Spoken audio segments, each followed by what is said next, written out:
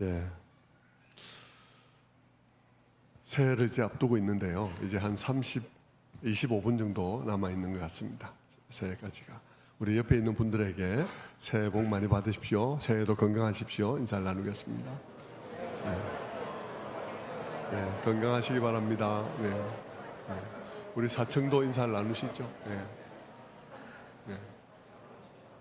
오늘 저녁에 많이 나오셨네요. 4층까지도 많이 앉아 계시고 그렇습니다.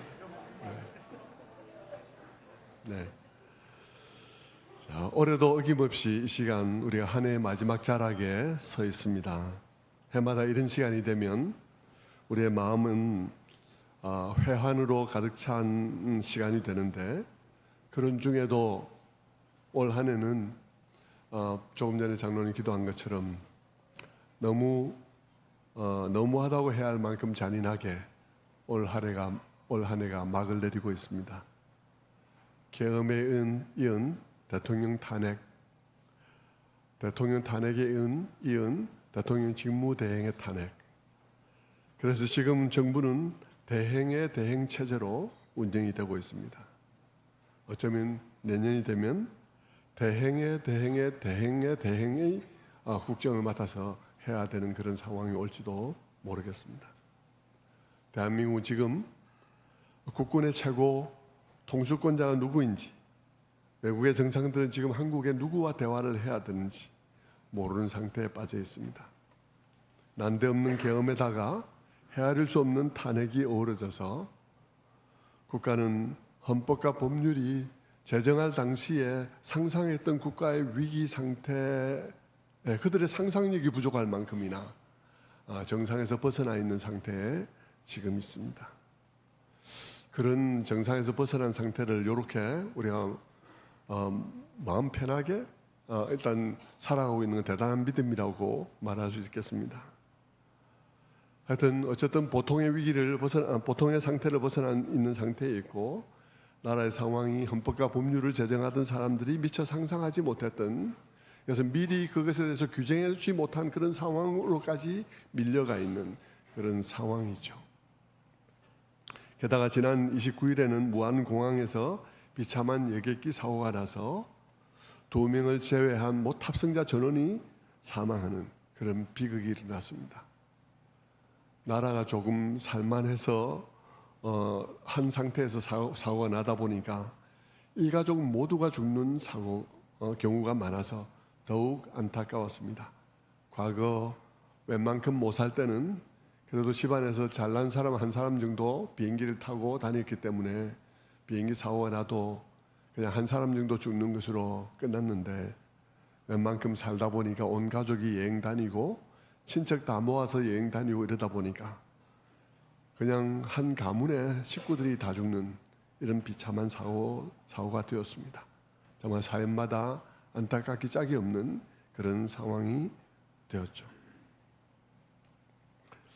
무안에서 비상 착륙하다가 폭발한 비행기의 모습은 그것만으로도 온 국민들에게 심각한 트라우마가, 상처가 되었는데, 나라의 꼴이 이 모양이 된 상태에서 이 사고가 겹치다 보니까 마치 온 나라가 위기 상황에서 나라가 비상 착륙하다가 폭발 사고가 일어날 것 같은 불길한 예감을 던지는 어떤 상징적 사건처럼 여겨져서, 그것을 바라보는 국민들의 마음은 그 사건 자체가 가지고 있는 상처에 더해서 나라가 이게 연착륙하겠나 하는 생각이 들면서 불안한 마음으로 우리의 마음에 또한 상처가 되고 있는 것도 사실입니다.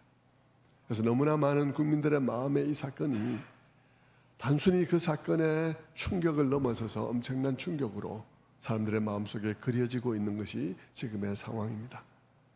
사실 이런 연말을 맞는 것은 어쩌면 6.25 동란 이후로 처음일지도 모르겠다 하는 생각도 하게 됩니다.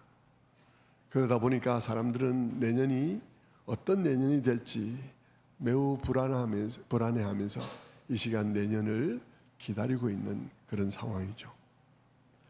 마음이 불안하면 사람들은 더욱더 미신에 의존하는 경향을 갖게 됩니다.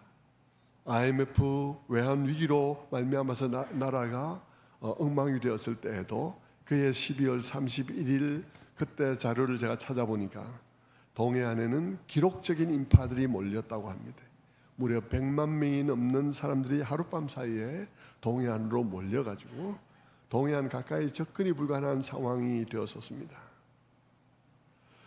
그런 중에도 극성스러운 사람들은 12월 31일 날 저녁에 해질녘에 서해안으로 달려가서 서해안에서 지는 해에다가 한 해 애군을 다 가져가 달라고 빌고, 그리고 그 일로 돌아서서 동해안으로 달려서 아침에 떠오르는 태양을 향해서 새해 새로운 정말 운수를 가져다 달라고 비는 이런 일들도 그때 일어났었습니다. 얼마나 그 마음이 절박하고 간절한지 느껴지기도 하는데, 그러나 한편 측은한 마음도 갖게 되는 것이죠. 그렇게 밤새 달려갔는데 눈이 와서 아침에 그렇게 만나 뵙고 싶은 해님을 만나 뵙지 못하면 어떻게 될까 하는 그런 생각도 하게 되었습니다. 더 안타까운 것은 그렇게 먼 길을 달려가서 서해로 뛰고 동해로 뛴 그 사람들에게 어떻게 그 새해의 첫 태양이 당신에게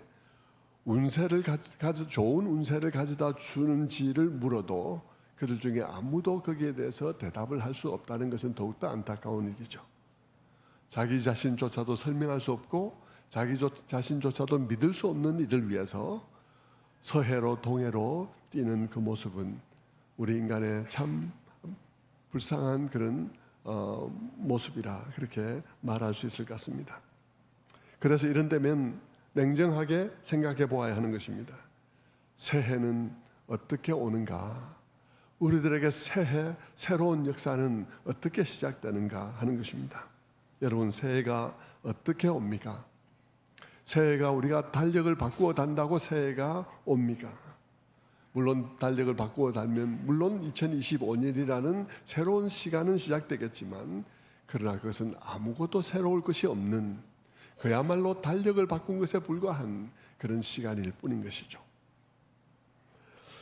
우리 자신이 변하지 않는데 달력이 바뀐다고 새로운 시간이 시작될 것인가? 새로운 태양이 떠오른다고 새로운 시간이 시작될 것인가 하는 것입니다. 어제의 나의 습관, 중독적인 나의 습관이 바뀌지 않고 여전히 계속되고 있는데 달력이 바뀌면 새로운 역사가 시작되는 것인가 하는 것이죠. 내가 여전히 술에 임박해 있고 나의 결핍된 마음은 여전히 치유되지 않았는데 나의 관계가 달라지겠는가? 열등감 때문에 나의 마음은 여전히 삐딱하게 반응을 하고 있는데 나의 시간들이 달라질 수 있겠는가 하는 것이죠. 바뀔 것이 전혀 없는 것을 우리는 알게 됩니다. 그런 상황 속에서 오늘 본문은 우리들에게 생각하게 하는 것이죠. 본문 1, 2절을 다시 한번 봅니다. 1, 2절을 보면 여호와께서 애굽 땅에서 모세와 아론에게 일러 가라사대 때 이 달로 너희에게 달의 시작 곧 해의 첫 달이 되게 하고, 하나님께서 이스라엘 백성들에게 이 달로 너희의 달의 시작 곧 해의 첫 달이 되게 하라 라고 말을 하고 있는 것이죠. 그 이전에 어떤 시대가 진행되어지고 어떤 시간, 어떤 달력이 사용되었든지 상관없이 하나님께서는 너희들에게는 이것이 너희의 역사의 첫 달이라고 그렇게 말을 하고 있는 것입니다. 그것을 통해서 하나님께서는 자기가 어떤 분이심을 우리에게 보여주고 있습니까? 하나님께서는 우리들에게 새 일을 시작하시는 분이심을 보여줍니다. 이스라엘에게 새 날, 새 역사를 시작하게 해주시는 분이 하나님이란 사실을 보여주고 있는 것이죠. 본문에서 하나님이 이렇게 말씀하십니다. 이 달로 너에게 달의 시작 곧 해의 첫 달이 되게 해라. 무슨 말인가요? 이제 내가 너희에게 새 역사가 시작되게 해주겠다. 그러니까 이 달을 너희들에게 첫 달이 되게 해라. 이 말을 하고 있는 것이죠. 그러니까 하나님께서는 이 우리들에게 새로운 시대, 새로운 시간이 누구로 인해서 열리게 되는지를 보여주고 있는 것입니다. 여러분, 그때까지 이스라엘 백성들은 이집트의 종노릇을 하고 있었습니다. 그동안 그들의 힘으로는 역사를 바꿀 힘이 없었습니다. 고통스럽고 희망 없는 날이 계속되고 있었는데도 불구하고 그들은 어제도 오늘도 그 날을 계속할 수밖에 없었습니다. 그동안 그들의 달력상의 송구영신은 400년 동안이나 계속되었겠지만 아무런 의미가 없는 송구영신이었습니다. 늘 그날인 것이었죠. 그런데 어느 날 하나님이 그렇게 말씀하시는 겁니다. 이 달로 너희의 첫 달 곧 해의 첫 달이 되게 해라. 무슨 말입니까? 내가 오늘로부터 너희들에게 새 역사가 시작되게 해주겠다. 너희로 이 달로 새로운 달, 새해의 첫 달이 되게 해라. 성도 여러분, 그것을 통해서 하나님께서는 우리에게 분명하게 무엇을 보여주고 있습니다. 무엇을 보여줍니까? 우리에게 새 날은 저기 떠오르는 태양으로 인해서 우리에게 새 날이 오는 것이 아니라 하나님의 선물로 오게 된다는 것이죠. 하나님이 우리에게 새 일을 시작하실 때 우리들에게 새 날이 시작되는 것입니다. 새해 첫날에 태양이 떠오르는 것으로 진정한 새 날이 시작되지 않아도 말씀으로 그 태양을 지으신 그분이 우리들에게 새 날을 시작하겠다고 하실 때 새 날이 시작되는 거예요. 그분이 태양을 지으셨는데 그분이 지으신 태양이 떠오를 때는 그냥 그 날이 떠오를 뿐이지만 그 태양을 말씀으로 지으신 그분이 말씀하시기를 너희들에게 새 날이 시작되겠다고 말하면 새 날이 시작되는 것입니다. 그러므로 여러분, 우리의 새 날은 그분의 은혜로 그분의 말씀으로 시작될 수 있다는 것이죠. 어둠 속에 빛이 있으라 하시던 그 하나님이 누군가의 마음속에 빛이 있으라 하시면 그 사람에게 새 날이 시작되는 것입니다. 그분이 말씀으로 빛이 있으라 하시면 새 날이 시작되는 것이죠. 여러분, 이 말씀에 여러분 모두가 다 아멘 할 수 있겠죠? 네, 새 날이 하나님으로부터 온다는 것입니다. 사실 여러분, 우리 가운데도 이렇게 새 날이 시작된 많은 분들이 있습니다. 너무나 많은 분들이 이 예배당 안에서 새 날을 맞았습니다. 우리 교회도 여러분, 알코올 중독인 상태에 있었던 분이 치유된 경우가 2분이나 있습니다. 제가 오늘 그분 중에 한 분하고 통화를 했어요. 잘 계신지, 신앙생활 잘하고 계신지. 잘하고 계시더라고요. 여러분, 알코올 중독이 치유가 잘 안 되는 거 아시죠? 매일 술로 살았습니다. 인생이 너무 좌절스럽고 누군가가 너무 원망스럽고 그래서 매일매일 술을 안 마시면 살 수가 없었습니다. 희망이 없었기 때문이죠. 그런 삶 때문에 가정이 병들고 가족이 병들고 그래도 그것을 몰랐습니다. 그런데 그런 사람들이 하나님을 만나니까 그들에게 새 역사가 시작되었습니다. 여러분, 알코올 중독자가 치유되기가 너무 어려운데 우리 교회에서 2분이나 치유가 됐다니까요. 벌써 오래전에 치유가 됐어요. 그분들은 다 예수를 몰랐던 분은 아닙니다. 예수라는 이름을 안 들어봤던 분 아니에요. 신앙생활을 했던 분도 있습니다. 그런데 여러분, 그 주님께서 그들을 새롭게 만나주시니까 새로운 역사가 시작되었습니다. 하나님께서 우리를 새롭게 만나주시면 새로운 역사가 시작되는 것이죠. 이제는 은퇴하신 안산 동산교회의 김인중 목사님도 그랬습니다. 그분은 오늘의 그 안산에서 그 큰 안산 동산교회 오늘의 상태를 만드셨고 학부모들이 그렇게 보내고 싶어하는 안산 동산 고등학교 학교를 세운 분이십니다. 그렇지만 그분 자신은요, 원래는 비행 청소년이었어요. 청소년 때부터 술과 담배와 노름에 빠져 있었던 그런 분입니다. 그런데 그가 하나님을 만나자 새 날이 시작되었어요. 새 역사가 시작되었습니다. 아무런 미래가 없던 그분이, 비행 청소년이 그때부터 목사가 되기 변해서 목사가 되었습니다. 그리고 놀라운 역사를 일으킨 것이죠. 여러분 중에서 안산 동산고 같은 학교를 세우실 수 있는 분이 있습니까?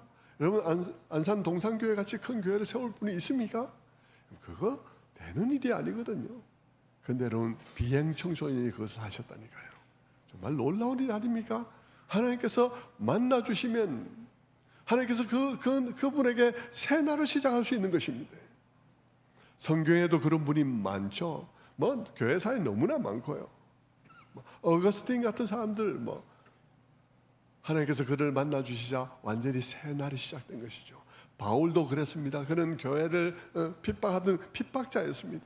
그러나 주님이 그를 만나주시자 그에게는 새로운 역사가 시작되었어요.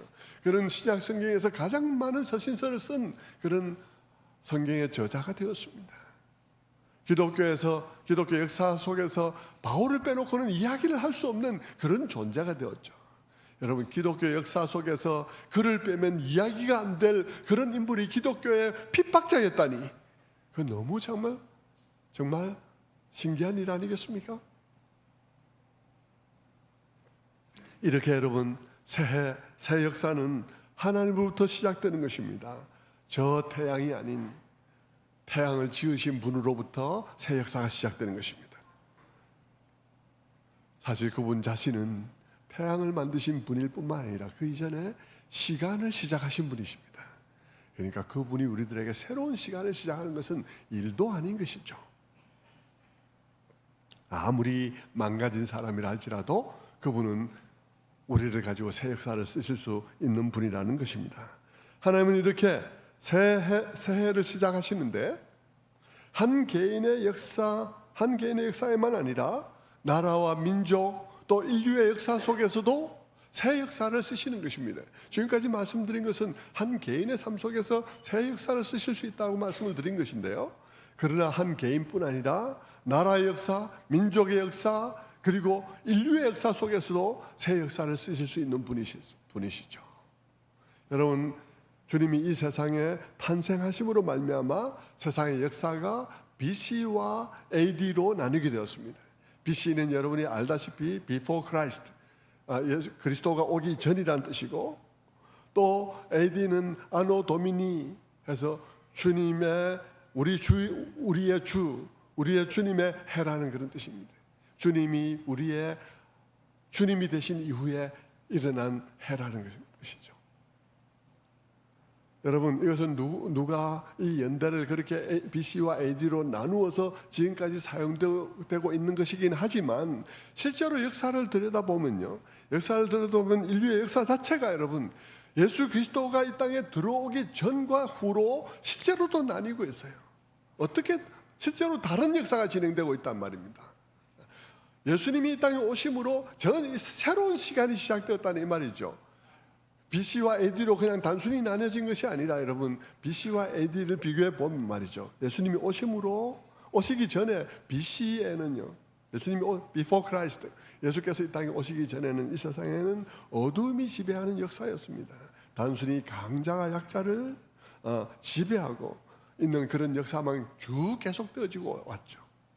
그러나 예수님이 오시고 난 다음에는, AD가 시작되고 난 다음에는 역사의 빛이 들어왔습니다. 역사의 중요한 발전들 보십시오. 여러분, 역사 속에서 중요한 발전들, 그 발전들은 다 기독교의 영향으로 그 발전이 이루어졌습니다. 자유, 인권, 평등, 이 모든 것들은 다 기독교 때문에 역사 속에서 확립되게 된 것이죠.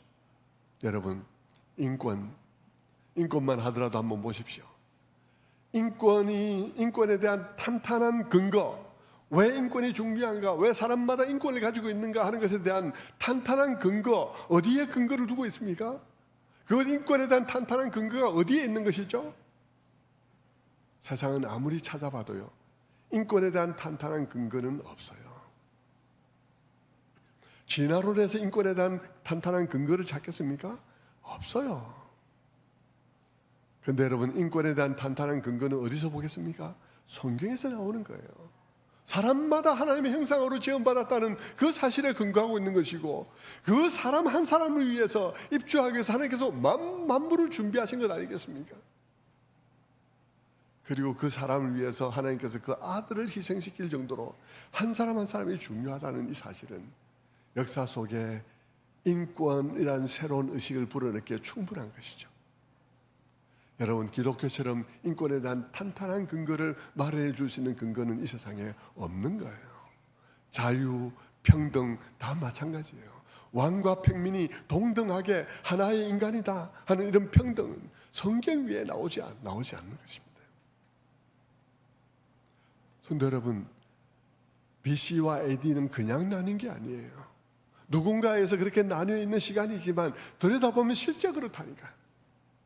실제로 여러분, 이 세상에 빛이 들어오고 새로운 역사가 새롭게 진행되기 시작한 것은 예수 그리스도로 말미암아서 시작된 거예요. 어떻게 그 역사가 시작되었습니까? 예수님을 경험한 사람들, 예수님을 경험함으로 개인적인 삶 속에 BC와 AD를 경험한 사람들, 예수님을 경험함으로써 내 삶 속에 비포 크라이스트와 AD로 나뉜 그런 사람들이 그 자기 자신 속에 있는 변화를 따라 헌신하며 살아가는 삶으로 인하여서 역사의 변화가 오게 된 것이죠. 역사의 새 시간이 시작된 거예요.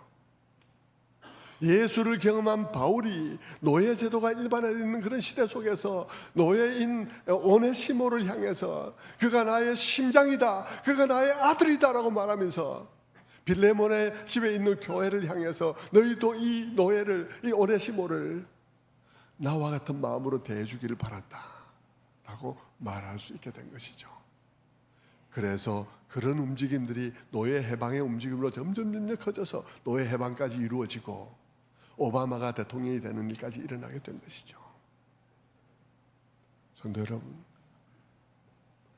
새로운 시간은 그렇게 시작된 거예요. BC와 AD는 시간 위에 별 의미 없이 그어진 선이 아닙니다. 예수님이 오시기 전과 예수님이 오셔서 누군가에게 주가 되신 그 후의 역사는 확연하게 다르게 된 것이죠.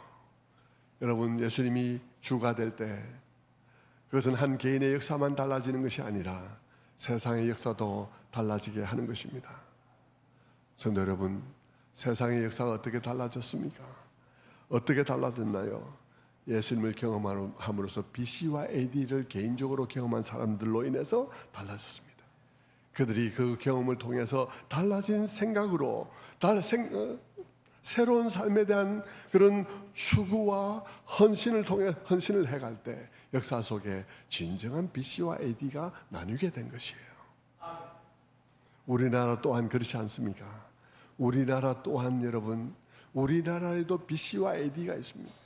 우리나라에도 선교사를 통해서 예수 그리스도가 우리나라에 전달된 전과 후가 확연하게 다릅니다, 여러분.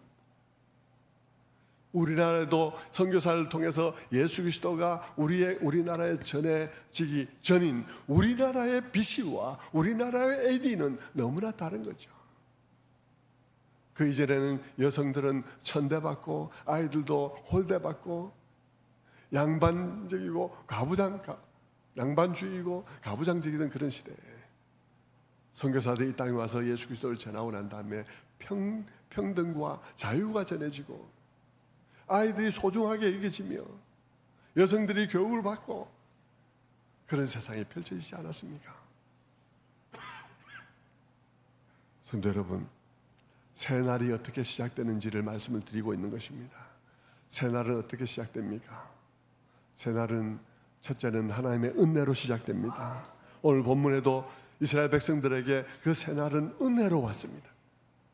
이스라엘 백성들은 자기들의 역사를 바꿀 힘이 없었습니다. 그들은 애굽의 종이었기 때문입니다. 그들은 시키면 시키는 대로 할 수밖에 없는 사람들이었습니다. 무장도 없었습니다. 그러니까 아무것도 할 수가 없었죠. 그들은 자기들에게는 아무 유익이 없이 바로가 좋은 일만 했습니다. 그때에도 새해는 오고 또 갔겠죠. 그들에게 새해가 오면 뭐합니까? 아무 소용이 없었습니다. 왜냐하면 아무것도 바꿀 수가 없었기 때문이죠. 이것은 오늘 우리의 삶과 똑같습니다. 전에 우리도 또한 그와 똑같았던 것이죠. 전에 우리도 무엇인가는 노예였습니다. 돈의 노예이든지 뭐 명예의 노예이든지 아니면 성의 노예였든지 아니면 술의 노예였든지, 그래야 우리는 사단을 기쁘게 했습니다. 해마다 우리의 달력을 바꾸었지만 아무것도 근본적인 변화는 있을 수가 없었습니다. 그런 상황을 바꿀 수 있는 능력이 우리에게 없었던 것이죠. 그런데 하나님이 새 삶을 시작하신 것입니다. 내 힘이 아니라 그분의 은혜였던 것이죠. 그분이 오셔서 우리에게 새 날이 되게 하겠다고 하신 것이죠. 그렇다면 여러분, 새 날은 하나님의 은혜로 오는데 하나님께서 새 날이 되게 하겠다고 선언만 하면 됩니까? 선언만 하면 자동적으로 이루어지겠습니까? 그렇지 않습니다. 이스라엘에게도 새 날은 그렇게 시작되지 않았습니다. 그 새 날을 되게 하겠다고 하나님께서 결심을 우리에게 말씀해 주실 때 그것을 들은 사람들이 믿음으로 화합해야 했습니다. 그분이 주시는 그 기쁜 소식에 그 노예들이 새 날을 주겠다, 이것이 너희들에게 새 시대의 시작이 되게 하겠다고 말할 때 그들은 하나님께서 말씀하신 그 말에 적극적으로 반응하고 일어서야 했습니다. 그럴 때 그들은 새 역사의 주인공들이 될 수 있었습니다.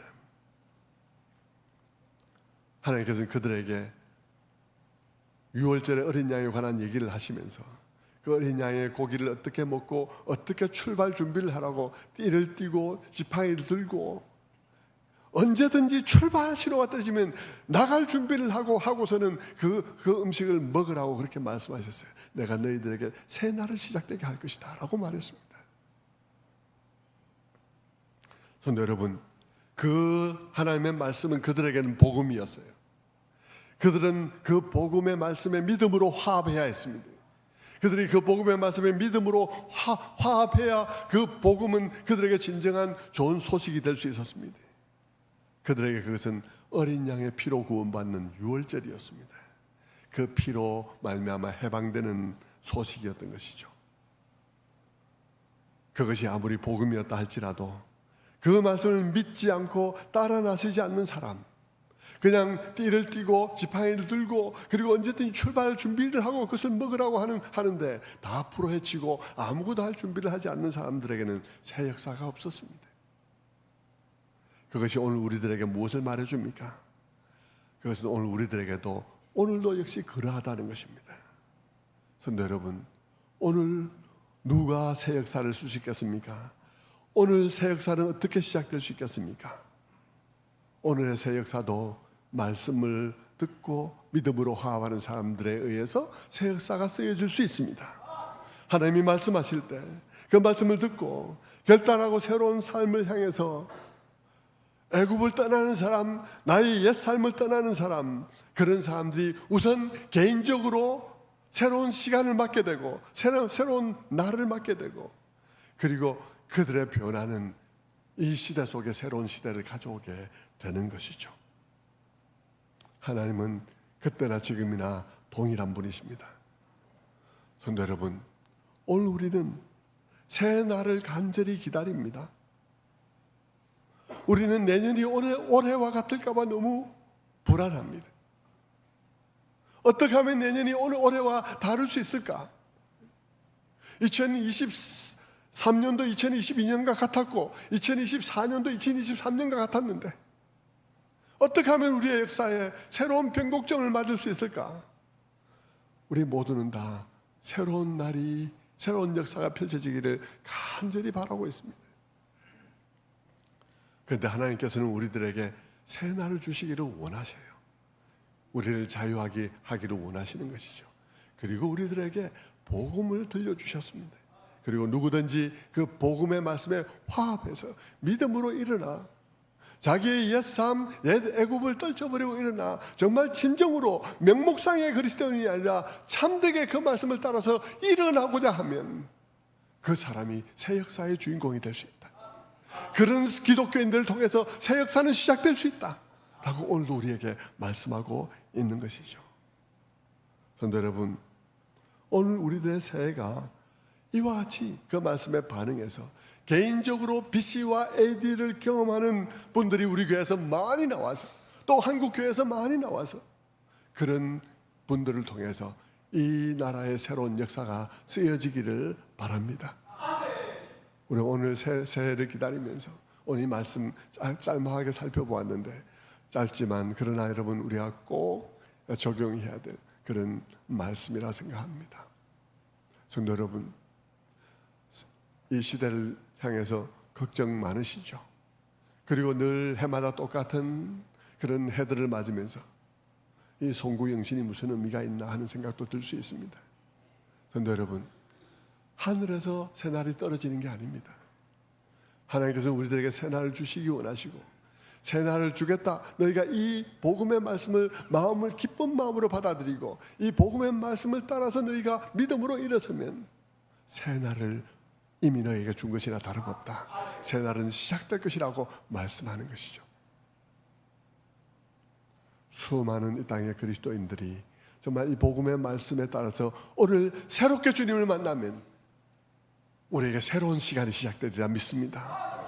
우선 여러분, 우리가 함께 다 그럴 수 없다면 우리 새순교회 식구들만이라도 먼저 하나님의 복음의 말씀 앞에 이번에는 우리가 믿음으로 한번 살아보리라, 한 걸음이라도 걸어보리라 마음의 결심함으로써 우리 가운데 새로운 시대를 개인적으로 경험하고, 우리 가운데 새로운 교회를 경험하고, 우리 가운데 새로운 사회를 경험하게 하는 그런 일들이 일어나게 되기를 주님의 이름으로 축원합니다.